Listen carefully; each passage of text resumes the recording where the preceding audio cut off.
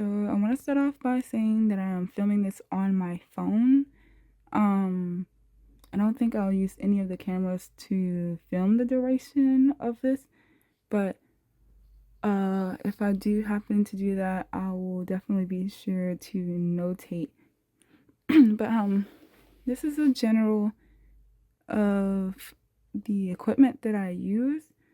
I am missing a camera because I don't particularly use that camera a lot since I don't know how to configure the settings. It is the Sony A7 III. I guess that's what they, call it. I don't know. But yeah, this is everything in one that I use to do my photography and videography.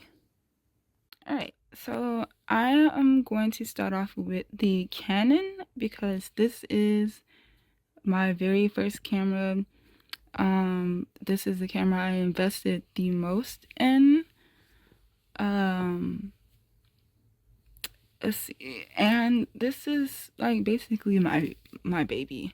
Also, I apologize in advance. My cat is terrorizing me, so you may see a few appearances in my videos, like this right here. Okay, so I want to start off with the lens. As many of you know who own a Canon, this is the default lens, which is 18 to 55 millimeter. It's okay for the shots I'm gonna do. Like the normal shots as far as like my nature photography and the what is it? The cloudscaping and stuff. Pumpkin, please. Oh, now this Gentoo lens is a telephoto lens. It's my first investment for this Canon Rebel T5. It goes up to 1,000 millimeters with the teleconverter attached, which is this piece right here. But without that is half, so like 500. I bought this for astrophotography, which I enjoy so much. For the most part, I use this for the moon now to better get, improve my skills because I've tried getting footage of Jupiter, which is the brightest star out of the sky, but not only am I not skilled enough for planetary imaging, but this lens isn't that powerful enough to capture the details. So yeah, that for the most part, I use this for the moon now for practice. And of course, not only that, but I do use this for videoing animals that I can't get with this lens, or if the animals are too far off, I use this as well. So it's pretty good. It's good for both daytime and nighttime photography. It was fairly cheap or affordable. I think I paid like not even $100. I don't think I paid $100 for it. I can't remember, but they have discounts on there that you could use. I forgot to use the discount. But yeah. Now that we got the lens portion over with for this camera, I want to touch bases with my next two upgrades that I just recently got. This is a light pollution filter. I bought this because I live in a moderately light polluted area. I'm still trying to learn how to use this. I know just snapping it on and going to town doesn't seem like that's the best idea. So I've only attempted to use it once. So I gotta really try for another opportunity. Other than that, oh, this one was I think it was like $30. Or actually no, it wasn't. I think it was around 70. It might have been around 60 or 70, and also on Amazon. This is a remote shutter. I needed this because I have shaky hands, and I want to be able to take longer exposure times for the planet imaging and stuff. So I got that. Also for like when I take videos of storms and I don't want to stand outside and risk getting electrocuted, I can use this to trigger that so I don't have to walk out there. But I haven't used it for that yet, but that's I'm assuming I would be able to do that.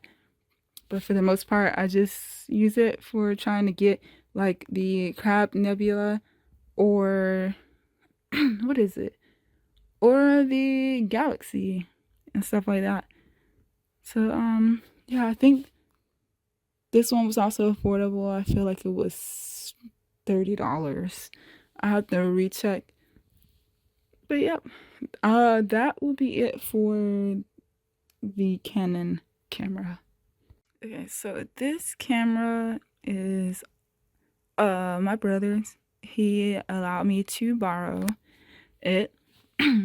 I initially used this camera because it apparently takes better astrophotography, and that is true.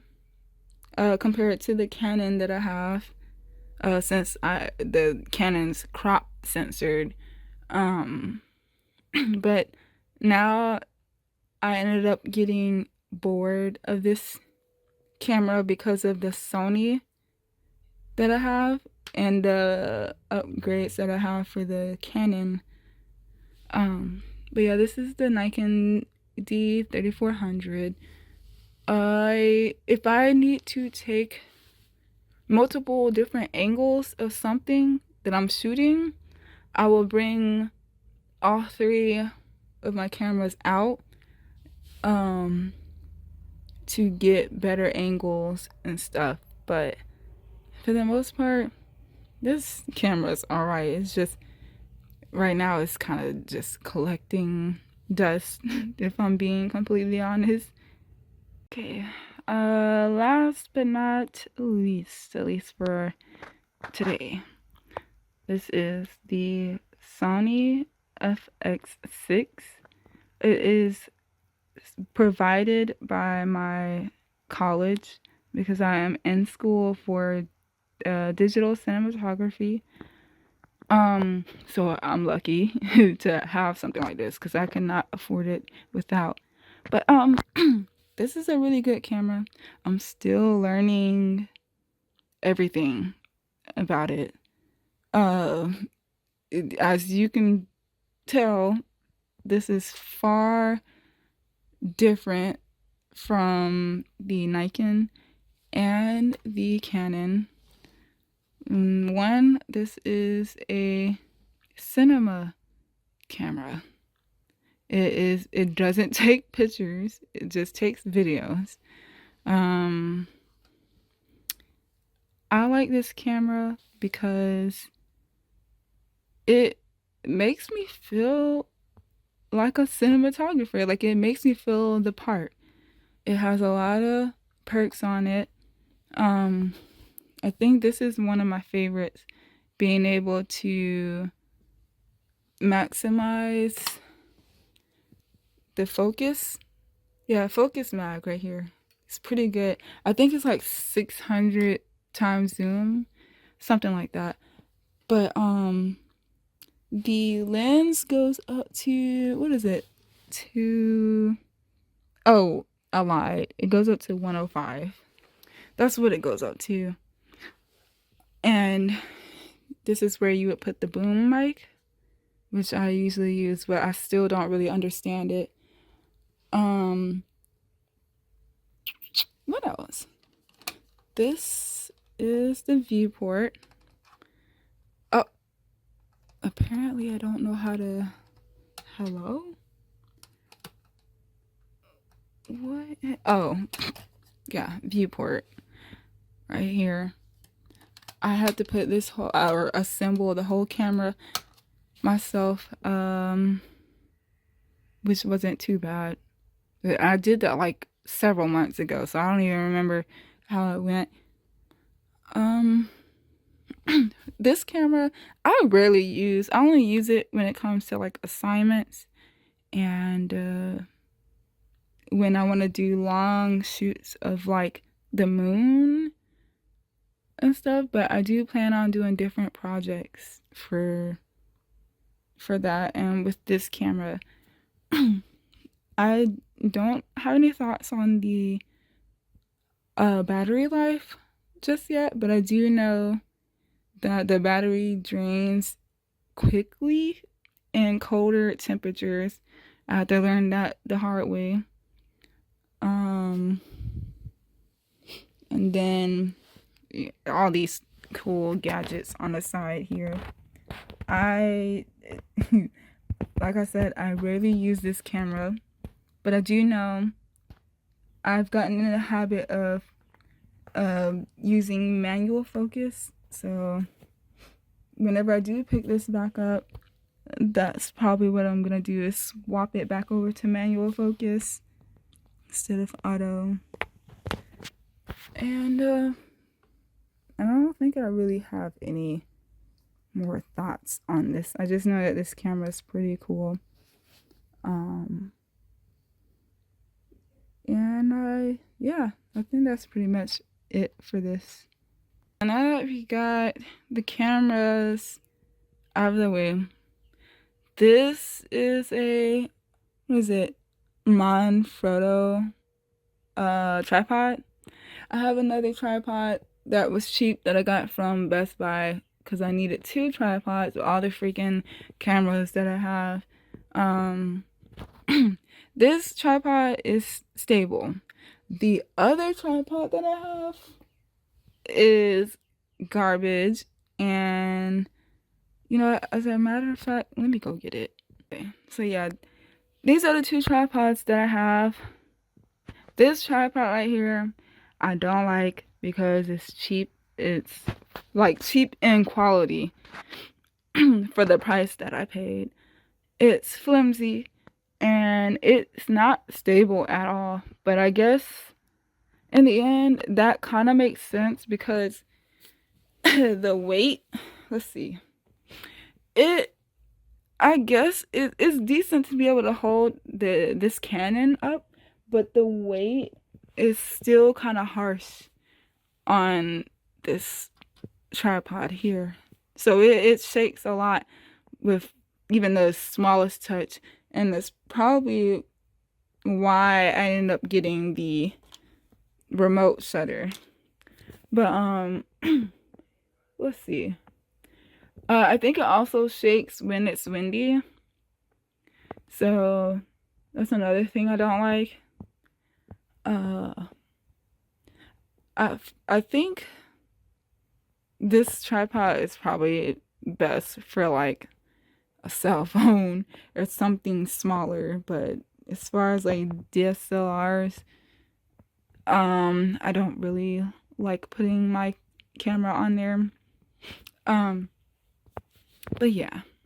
So yeah, that's pretty much it. This is everything that I use minus the other Sony camera. I'm probably gonna do another video that is a lot better than this. This video is just as like a test shoot, explaining the things that I have gotten so far. and then we'll definitely go from there.